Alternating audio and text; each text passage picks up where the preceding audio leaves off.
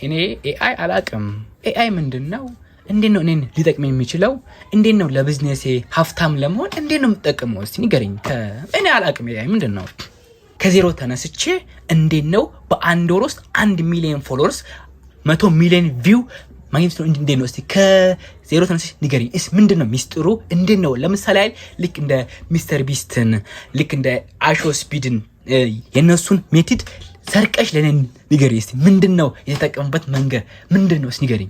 ቻውን በወር 10 ሚሊዮን ብር የምትሰራ ቢሊየነር ሴት፣ ሲቀጥል ደግሞ የድሮ ህይወቷ ሱስ ውስጥ የነበረች ተስፋ መቁረጥ የነበረች ህይወት ግራ የገባት ማንም ያላገዛት ግን በራሷ አቅም ብቻ ተነስታ ትልቅ ቢዝነስ የከፈተች ኢንፍሉዌንሻል ሴት እንድትሆኚ ነው የምፈልገው እና በዚህ መንገድ ነው ዛሬ ፖድካስት ላድርግሽ የመጣሁት። በመጀመሪያ እንታወቅ። ስምሽን ማን ልበል እና ከየት እንደመጣሽ ንገሪኝ።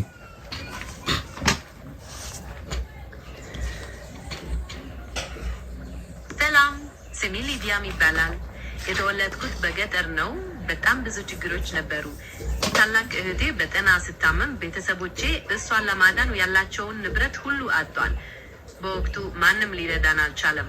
ያ ሁኔታ ጠንክሬ እንድሰራና የተሻለ ህይወት ለመፍጠር መነሳሳት እንዲሰማኝ አድርጓል። ዛሬ ላይ በወር 10 ሚሊዮን ብር ምሰራ ቢሊዮነር ነጋዴ መሆን ችያለሁ።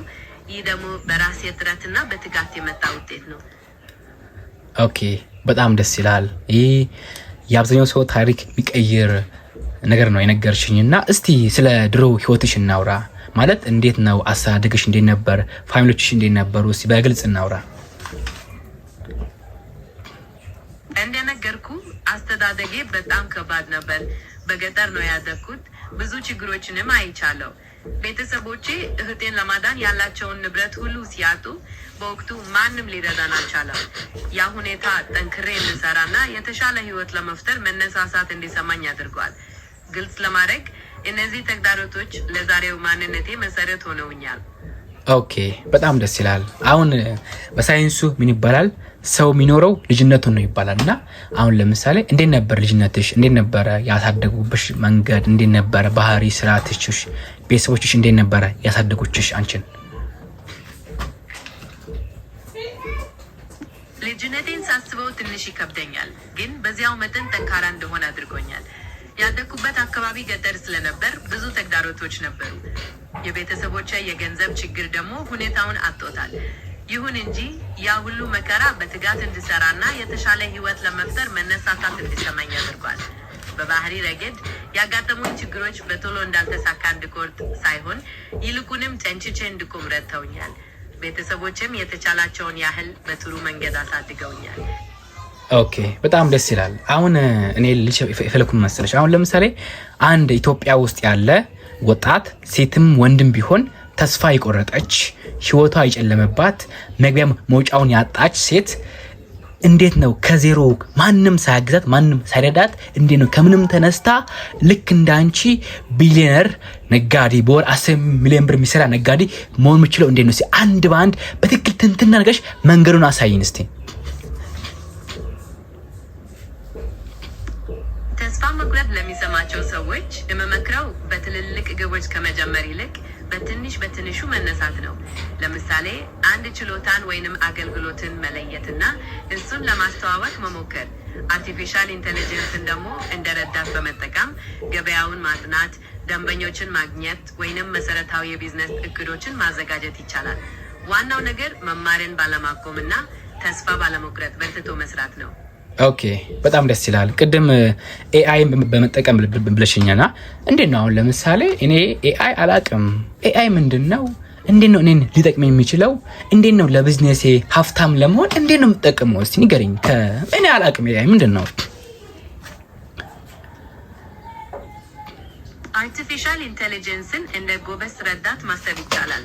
ለምሳሌ የንግድ ሀሳቦችን እንዲያመነጭልህ፣ የደንበኞችንን ፍላጎት ለመረዳት ወይንም ደግሞ የማስታወቂያ ጽሁፎችን እንደይጽፍልህ ልትጠቀምበት ትችላለህ።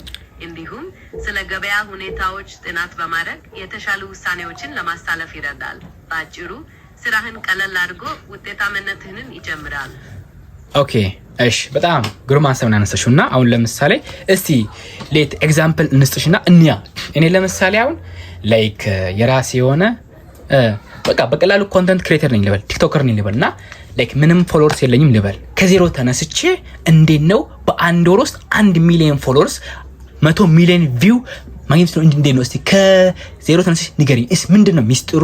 እንዴት ነው ለምሳሌ አይደል ልክ እንደ ሚስተር ቢስትን ልክ እንደ አሾ ስፒድን የነሱን ሜቲድ ሰርቀሽ ለኔ ንገሪ እስቲ። ምንድነው የተጠቀሙበት መንገድ ምንድነው? እስቲ ንገሪኝ።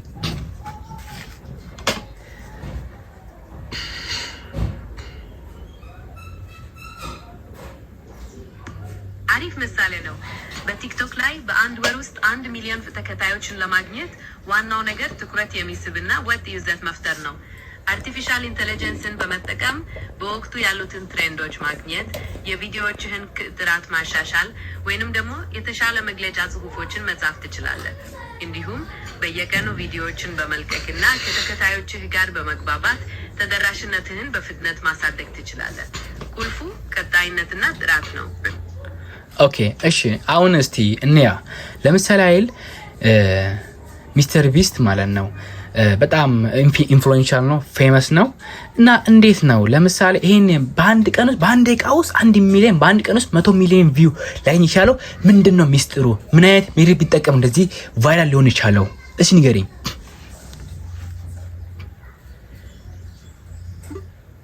በአጭር ጊዜ ቫይራል መሆን አስማት አይደለም። ይልቁንም የተመልካችን ቀልብ የሚስብ አጀማመር፣ አዝናኝ ይዘት እና የማህበራዊ ሚዲያዎችን መርህ መከተል ነው።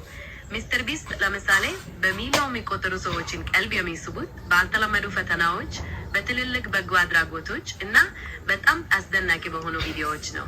አርቲፊሻል ኢንተለጀንስን ደግሞ እንደዚህ አይነት ሀሳቦችን ለማመንጨት የተሻሉ የቪዲዮ መጠሪያዎችን ለመምረጥ ወይንም ደግሞ የታለመውን አካል ይበልጥ ለመረጋት ልትጠቀምበት ትችላለህ። ምናልባት የተወሰኑ ዘዴዎችን ብንመለከት። ኦኬ እሺ፣ እንችላለን። እስቲ እንያ።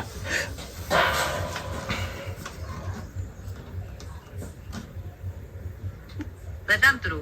ለምሳሌ አርቲፊሻል ኢንተለጀንስን በመጠቀም ቀጣዩ ቪዲዮ ምን አይነት ርዕስ ቢኖረው ብዙ እይታ ሊያገኝ እንደሚችል መተንበይ ትችላለህ።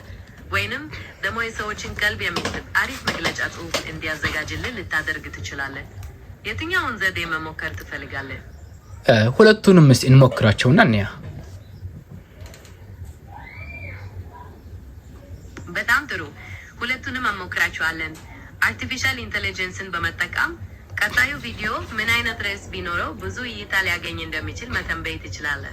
ወይንም ደግሞ የሰዎችን ቀልብ የሚስብ አሪፍ መግለጫ ጽሁፍ እንዲያዘጋጅልን ልታደርግ ትችላለህ። የትኛውን ዘዴ መሞከር ትፈልጋለህ? ሁለቱንም እስቲ አንድ በአንድ ስቴፕ ባይ ስቴፕ እንሞክር። እኔ ምንም አላውቅም፣ እስቲ አሳውቂኝ።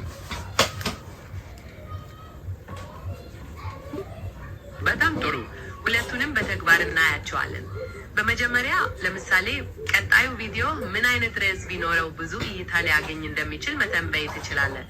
አርቲፊሻል ኢንተለጀንስን መረጃዎችን በመተንተን የትኞቹ ርዕሶች የተሻለ ተቀባይነት እንዳላቸው ሊነግርህ ይችላል። ወይንም ደግሞ የሰዎችን ቀልብ የሚስብ አሪፍ መግለጫ ጽሁፍ እንዲያዘጋጅልህ ልታደርግ ትችላለህ። በየትኛውን ዘዴ መጀመር ትፈልጋለህ? ኦኬ እሺ፣ አሁን ለምሳሌ እኔ ቤስት ሁክ ያለው ቫይራል የሆነ የብዙዎችን ስሜት ሚነካ በጣም ሳቢ የሆነ ትምህርት አዘል ቪዲዮ ልሰራ ፈልጋለሁና እስቲ ጻፊልኝ ምርጥ አድርገሽ እስቲ። አሁን በጣም ምርጥ ሀሳብ ነው። የሰዎችን ስሜት የሚነካ ትምህርት አዘል ቪዲዮ ሁልጊዜም ውጤታማ ይሆናል። እስቲ ስለምን ጉዳይ መስራት እንደፈለገ ንገረኝ። እኔ ደግሞ ቀልብ የሚስብ ምርጥ ሁክ ላለው ስክሪፕት እጽፍልሃለሁ።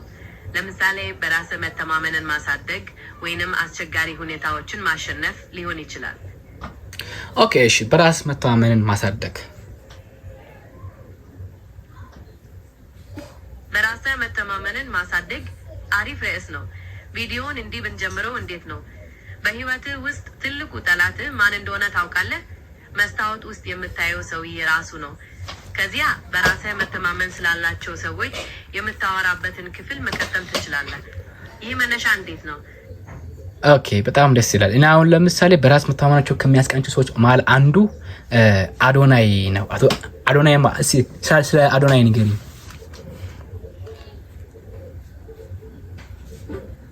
አዶናይ የሚለውን ስም ሲጠቅስ ስለ የትኛው አዶናይ ያወራል ሆነ እርግጠኛ አይደለም። ኦኬ እሺ አዶናይ እሺ እንደዛ ከሆነ ልንገርሽ አዶናይ ማለት ኢትዮጵያ ውስጥ የሚገኝ ኮንተንት ክሬተር ነው። ከ5.5 ሚሊዮን በላይ ተከታዮች ያሉ በጣም በዙ ዘንድ የሚወደድ። ኧረ ደውል ማን ነው የሚደውለው?